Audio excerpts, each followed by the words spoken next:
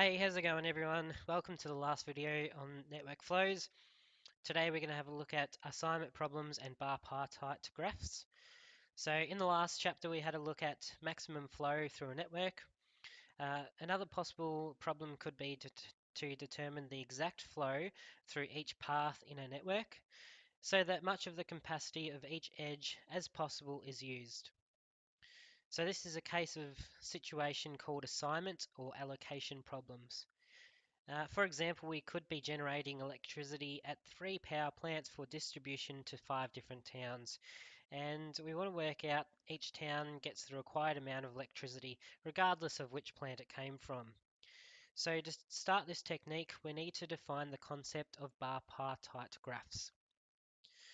So in the previous section of network flow, the minimum cut method was used to introduce the minimum cut method was introduced to solve the problem of the flowed network.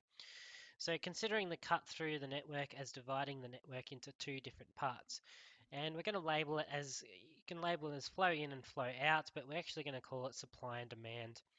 So imagine separating the graph along the cut into its two parts. This graph is known as a bipartite graph. So bipartite graph is one where the nodes can be separated into two types, supply and demand. So this is elaborating on that past slide. So considering a typical network flow diagram, and we cut the figure as shown on the left. So we've got M, F, W, and D and E. And we've cut the flow network as shown in red. When we separate this graph, the figure on the right, we have divided the graph into two parts. So here's the part on the left, here's the part on the right. And we can label these as, this can be our supply, this is our demand. So the supply nodes are M and W, whereas the demand nodes are F, D, and E. So I'll just write those in. So we've got supply and demand. Representing information as bipartite graphs. In many practical situations, not only flows, but good, money, and even people can be represented as bipartite graphs. So we're looking at work example 15. We've got a shiny shoe company making two factories, make shoes at two different factories. One at Alphaville, producing 200 pairs per day. So we might just write that down. So A produces 200 per day, and the other at Beta City producing 300 pairs per day. So B produces 300 pairs per day. And it ships them to three distributors. Fartown, F. So F wants 50 per day. G, Guyver River, wants 250 pairs per day. And H, Hamlet, wants 200 pairs per day. So we want to represent this as a bipartite graph. And already on the side, when I was just noting down who wants what and who produces what, I've actually separated already into a supply. So here's our supply. A makes 200 per day, B makes 300 per day, and here's our demand.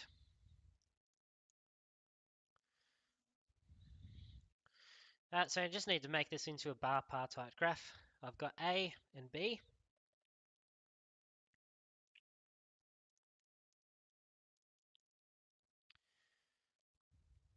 This is our supply, which is, and A makes 200, B makes 300. So our supply nodes are S, A, and B. And our demand nodes, D, is going to be H, F, and G.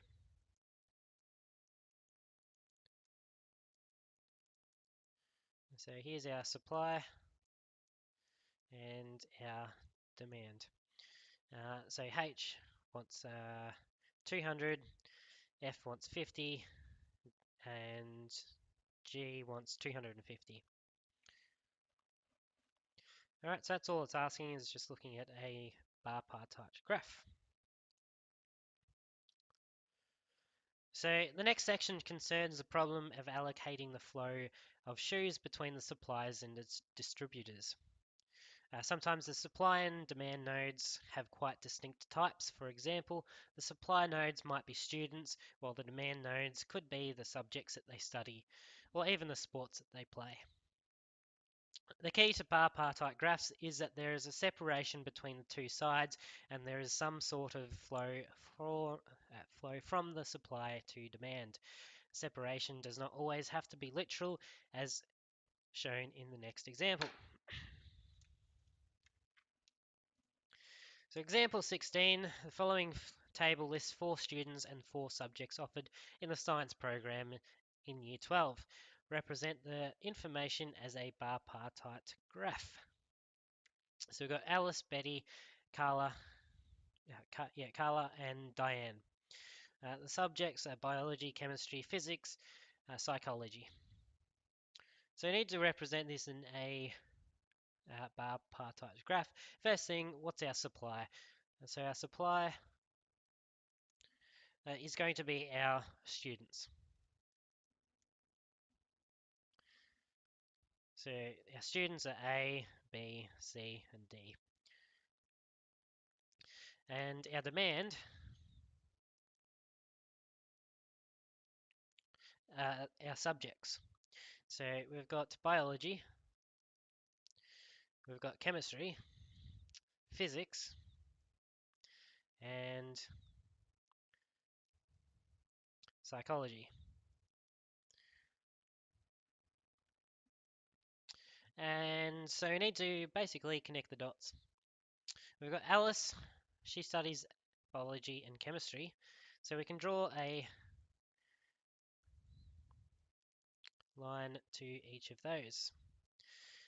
We've got Betty, who studies chemistry and physics. Carla studies biology, chemistry, and psychology.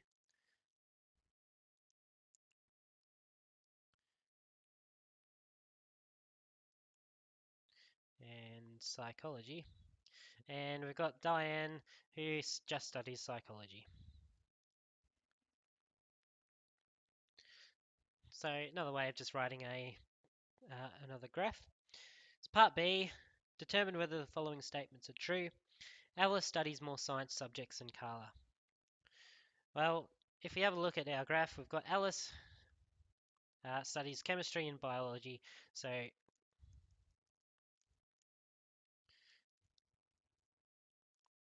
chemistry and biology, so 2 subjects. Whereas Carla has biology, chemistry, and psychology.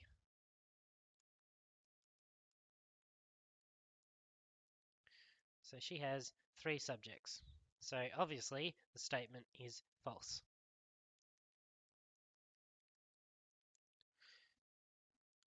So between Carla and Betty, all science subjects are studied. So we've got Carla and Betty. Between them both, all of them are studied. Well, Betty studies chemistry and physics.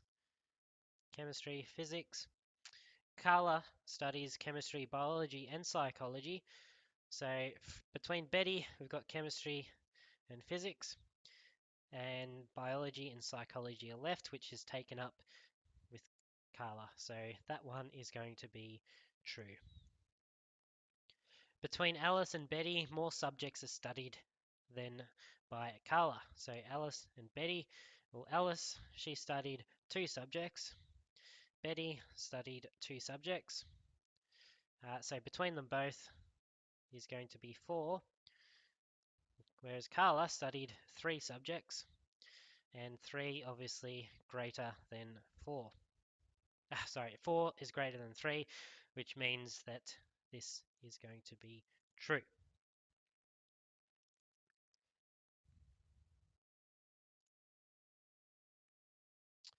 The allocation problem. So consider a situation where there are a number of jobs to be done and the same number of people to do them. However, each person can do each job in a different amount of time uh, or at a different cost. So how can the jobs be allocated? One per person so that the cost is minimized. This is known as optimal allocation.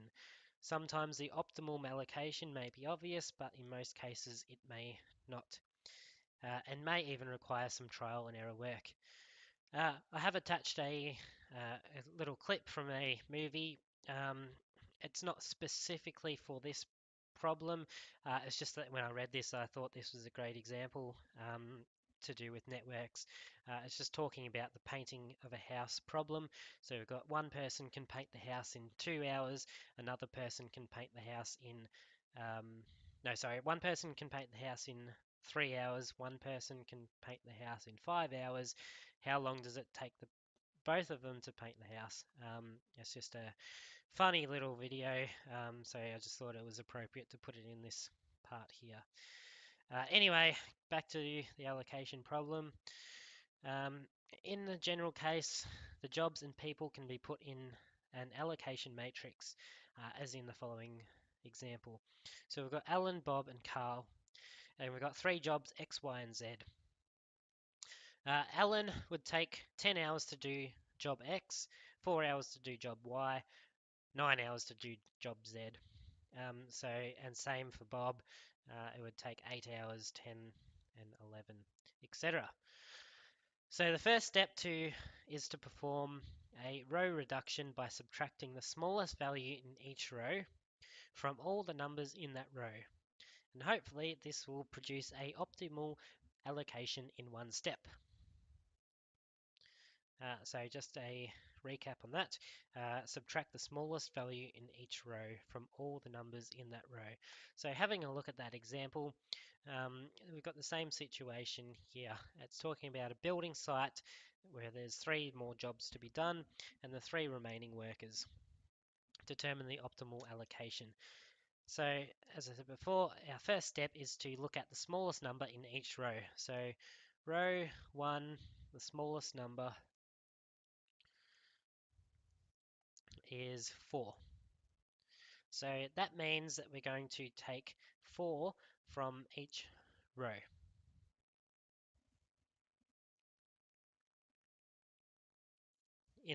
From each number in that row.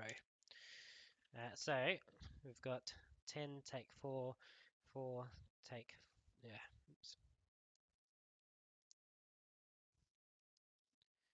4 take 4, and 9 take 4.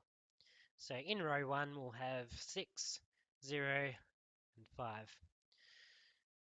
In row 2, our smallest, is 8.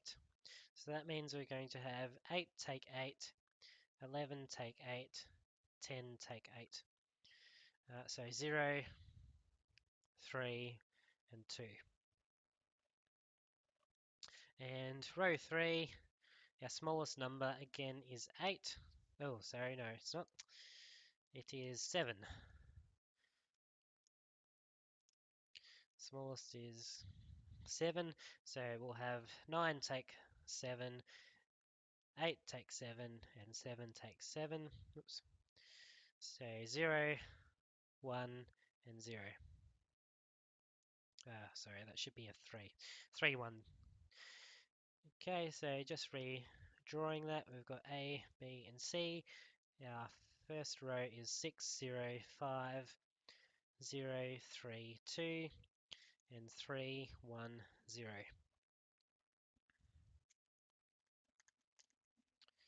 After we do that, we need to cover all the zeros with the smallest number of straight lines, horizontal or vertical, but not diagonal. So, if I draw a straight line, so I can draw a straight line from each of the zeros. Just so happens I can do it horizontally for each of those. So I've got 3 lines There's 3 jobs to start with, so therefore that is the optimal allocation.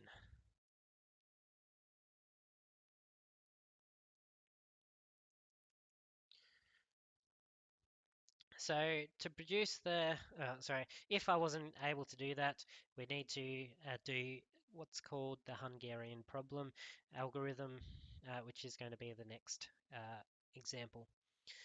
So from here, we need to produce a bipartite graph, show all the allocations where there are zeros connecting people to jobs. So our supply, which is A, B, and C, they're our workers, and our demand is our jobs, which are X, Y, and Z. Okay, from A had a 0 in job Y, so he can do that one. B had a 0 in job X, so he can do that one.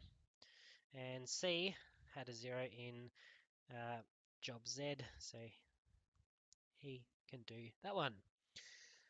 So there is only one possible allocation. A does Y, B does X, C does Z.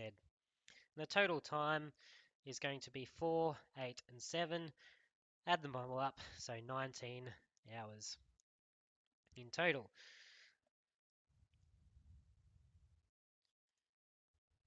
So the next thing to look at, if it wasn't possible to draw a line covering all the zeros to find the optimal allocation, we need to move on to what's called the Hungarian algorithm. So unfortunately, there are 2 cases where the basic algorithm will not produce the optimal allocation: when there are not enough zeros to draw the right number of straight lines in step 1b, and there are too many zeros that one person may be allocated more than one job.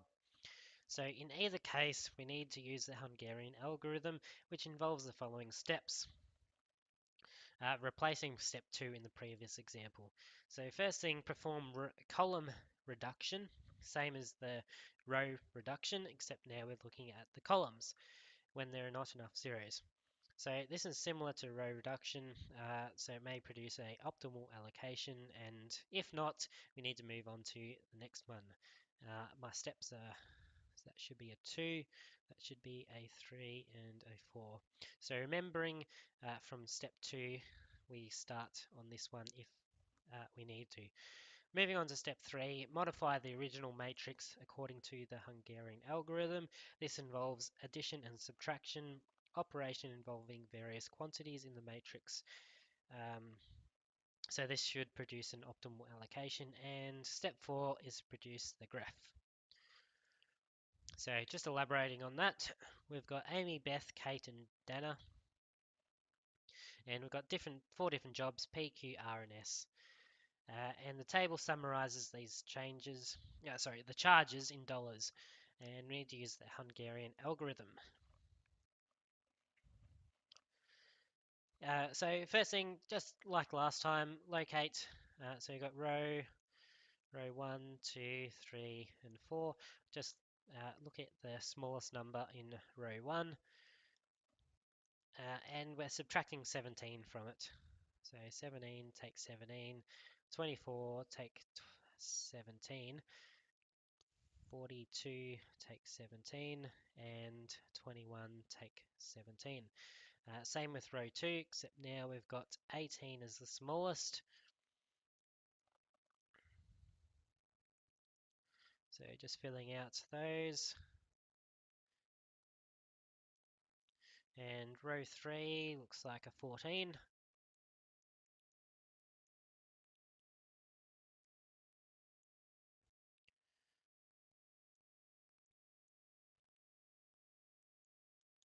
And row 4 is 11.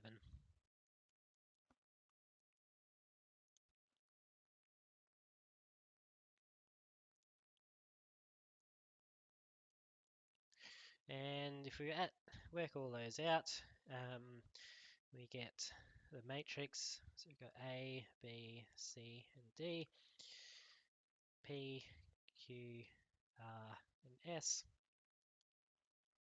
If we do those calculations and fill it in, We'll get 0, 7, 25, and 4. 7, 0, 1, 2. 15, 0, 17, 8.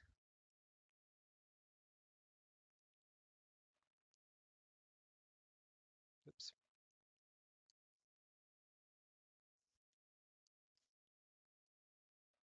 And last row, 0, 9, 6, and 3.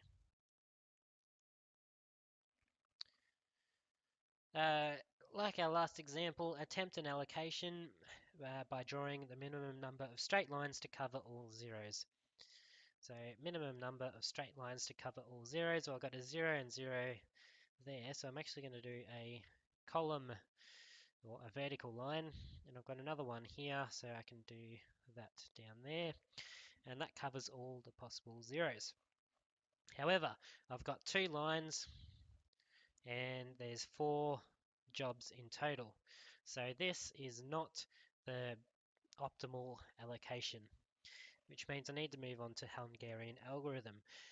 Okay, so next thing is to do the columns. So same thing, but now we're doing for the column. So 1, 2, 3, and 4. So for the columns, okay, again, looking at the smallest number in each column, well, column 1 has a 0 in there, so that's the smallest number that I can take from. So 0 takes 0 is 0, 7 takes 0 is 0, etc. So nothing's going to change there, essentially. Column 2, same thing, I've got a 0, so I just need to, well, basically doesn't do anything. So just copy that out again.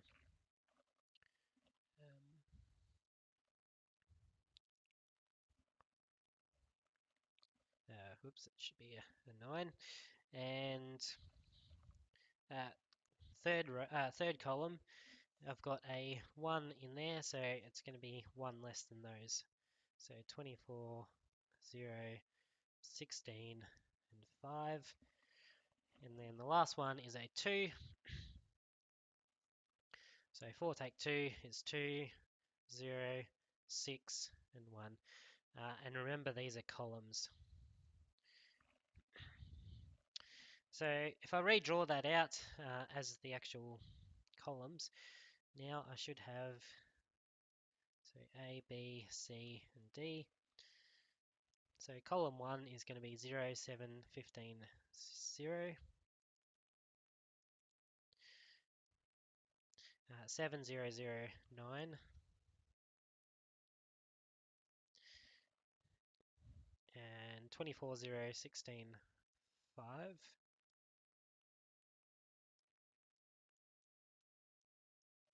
And last one, 2, 0, 6, 1.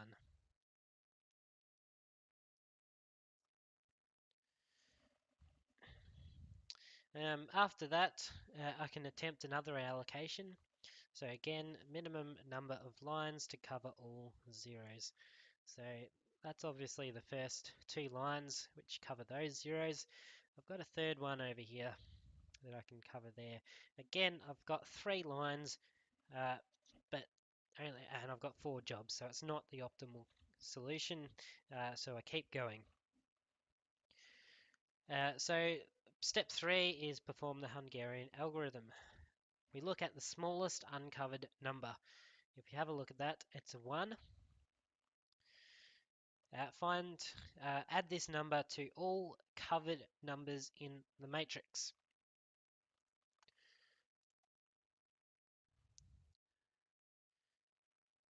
Just going to move that, we'll move it down. So if I add 1 to all the numbers in the covered numbers in the matrix,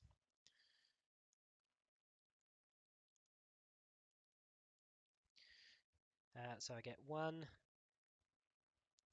8, 16, 1, 8, 1, 1, and 10, and 1, 1 there. So 24 doesn't change, 2 doesn't change, 16, 6, 5, and 1. Now, that number and that one, if you have a look at it, I've got a line that goes down and the one that goes across, so I actually need to modify that because I add them twice. So adding 1 to 7 plus another one gives me 9, and that one will be 2. So just note that I add them twice.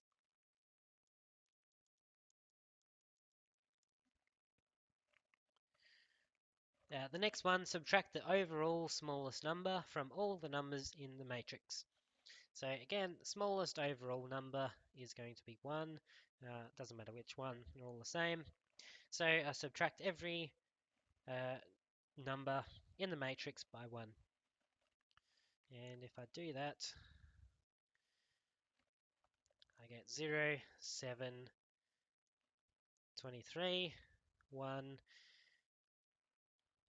8, 1, 0, 0, 15, 0, 15, 5, 0, 9, 4, and 0. And now I can find my final solution. I can make a line down there. I can make a line down there. A line that covers those two, and one that covers those two. Now I've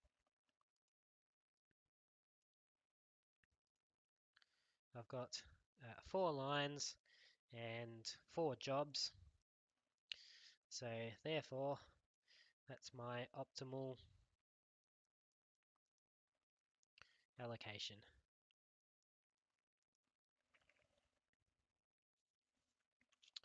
So producing the final step, which is our graph.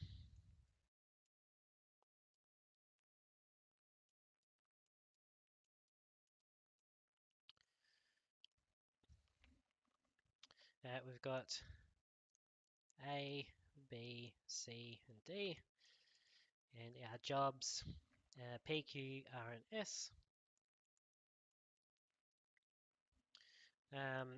So A will do job P, B will do job R and S.